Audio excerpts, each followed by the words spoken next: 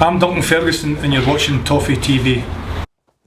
Welcome to Toffee TV. It is the match preview for Stoke City versus Everton at the Britannia Stadium.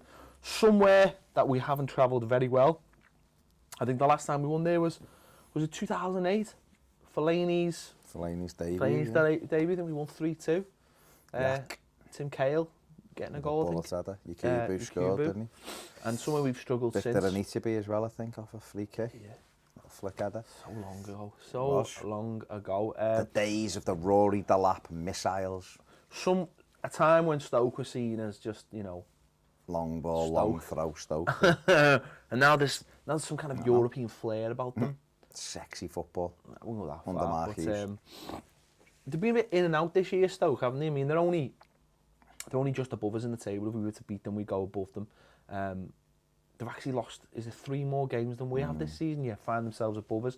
That's what we talk about, draws every single week. But they're not in the best form either, are they? They've won 2, drawn 1, lost 3 of the last 6. Everton now 1 win, 3 draws and 2 defeats. And the last 6. So they've lost the last couple of away games though, haven't they? So beaten obviously heavily at Manchester United in the week. But it's time for revenge. It is. It is time for revenge after the Goodison debacle. We felt very aggrieved that day, didn't we? We were 3-2 up with 10 minutes to go or whatever it was, when we got beat 4-3 with a penalty that we don't think was a penalty. So it's a chance for us with a quick turnaround to enact some revenge. But I remember saying this 12 months ago and we just went there and got beat comfortably. So yeah, probably one of the worst displays of football I've ever seen that night. I think both of them, I think the home game and the away game last year, terrible. Listen, these will let us play, and Everton are quite good away from home. I think, am I right in saying we still only lost once to Arsenal? That was it, and that was a game we shouldn't have lost. We hit the bar. Petr made a brilliant save. So we are much better away from home than we are at Goodison.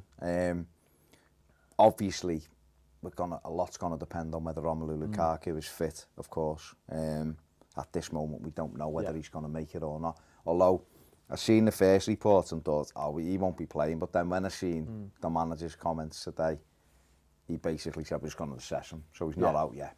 So hopefully with something like that, an ice bath and massage and stuff, it might loosen him up. Because everything points to Oumar. Is it Oumar?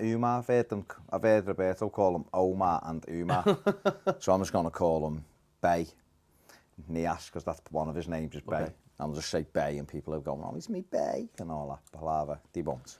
But he's going to be in the squad. I wouldn't have thought he'd start because he hasn't played for 6 weeks. 60 sessions of training he needs, doesn't he? Oh, don't chop up volume again, is he? No, this is what the commentator said on the Everton game. He said he needed 60 sessions. 60 sex sessions. Hey, who doesn't need 60 sex sessions? He needs 60... training routines. I personally think, if Rom doesn't make it, Kone will start. But let's not make Kone our new big. But no, he's not. I just want him to play well, and he's basically gassy at the moment. But I think if Romalu's fit, he'll probably do 55, 60 minutes maybe, and then obviously Niasse will come off the bench. I think he could probably do half an hour. Yeah, he didn't look out of breath at all. One of the most strangest introductions to fans. I missed this. It was a bit weird. He basically, Everton introduced him to the ground when there was about 2,000 people in it, which is bizarre in itself.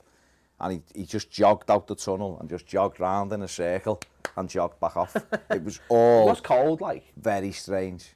But to be fair, he didn't look out of breath. Kept that top on all game as well. He was living the dream, and Ross Panenka did as well. Like, what a lovely smile. smile. Signed on to. This is why I've signed. But so we go there. We can cause these lots of problems. We can't. The same as they can cause us problems. The two evenly matched sides. I think it's all about being solid, isn't it? It's setting up solid and staying solid. I mean, you mentioned there Romalu Lukaku, Morales will be he'll have half a fitness chance, test as well. So you've got... It'd be nice to see him on the bench, actually. But that's it, you want a few more options, because last night I think we had Leon Osman, Darren Gibson. It was, it was bordering on old people's home, wasn't it, the bench last night? So nice to have a few more runners on there and a few more options on there, because obviously we only made the one sub in the game, which was forced.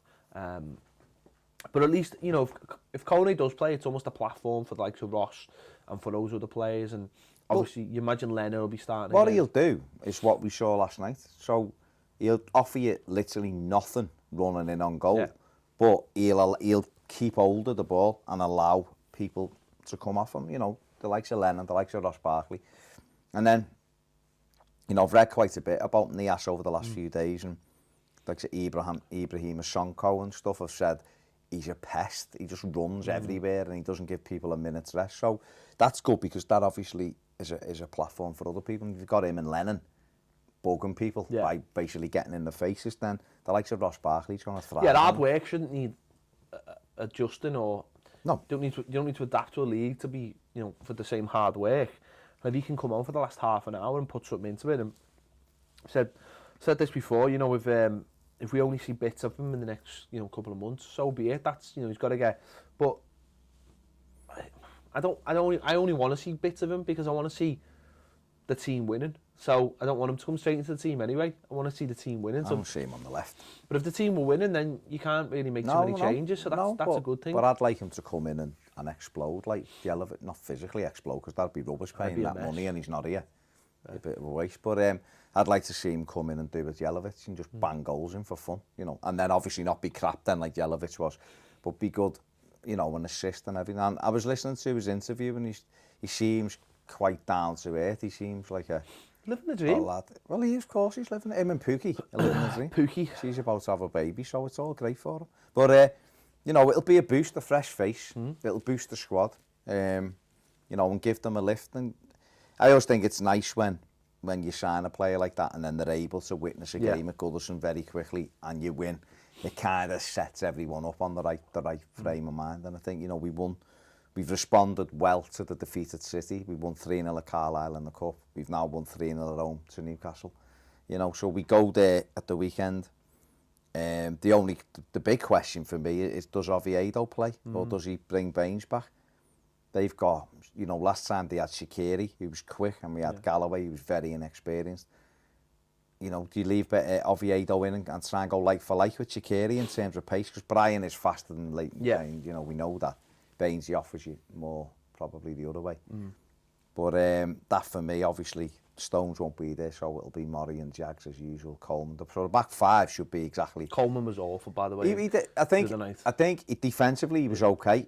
He couldn't cross himself. He got into some great areas and he was just leathering it across. He just turned into like Peter Dane when he got in the box or something. But I think it's all about just being solid, isn't it? And trying to nick it. Before we go on, what Baines or Oviedo for the weekend? I'd probably bring Baines back for this one. Yeah, just try and get a little bit more solid. Okay. And I just think we've got enough. I think this is a game which it's odd because it's Everton versus Stoke, but there's a lot of like really good individual players in it. I mean, they've got a few in their setup who can change a game. I'd like to Bojan, player. He's a tremendous player. And it might take Arnautovic. Yeah, it might take some one piece of skill or something a little bit different to change the game or get the game going. So I think we do need to be. The biggest thing is we need that solidity. Yeah. We've got to. This is why Jagielka and Murray, I think, will be vital. When it drops, just have it.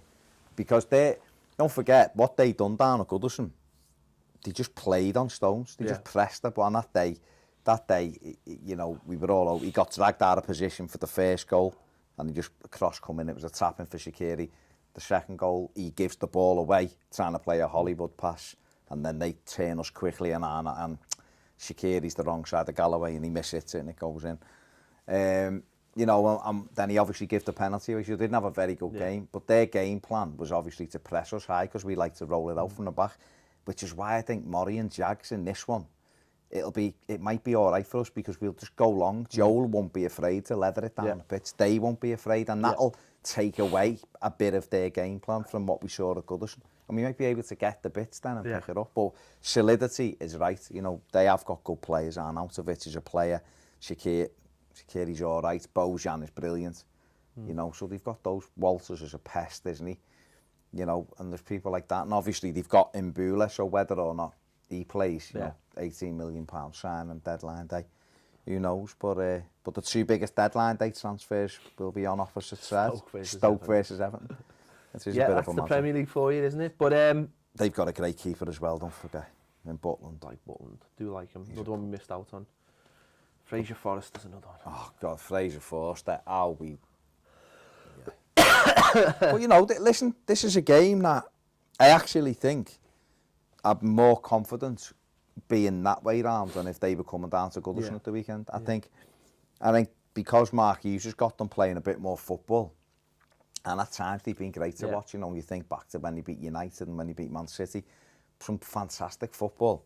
So, you know, but they are resolute as well. But I think, like when Liverpool went down there in the Capital One Cup semi-final, Liverpool just played on the counter and they dealt with them quite comfortably.